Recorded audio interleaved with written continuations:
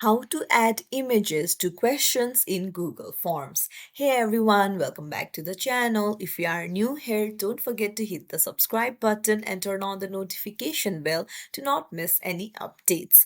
So today I'm going to show you how you can make your Google Forms look better with adding images on your questions. So let's dive right in. Open up your Google Chrome and then head over to the forms that you have created. Now go to the plus icon on the right hand side to add a question.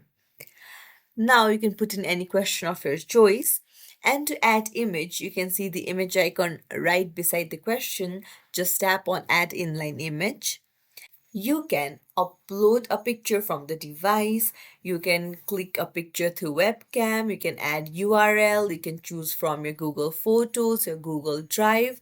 And even better is you can go to Google Images and search from the Google Images itself. So I want a picture of basketball. So I'll type basketball and then hit enter. And there are several images that I can choose from. So I'll choose this picture and now hit insert.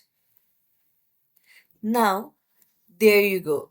The picture has been inserted to the question in the form. It's as simple as that. If you found this tutorial helpful, don't forget to like and subscribe to our channel for more tips and tricks. Thank you for watching.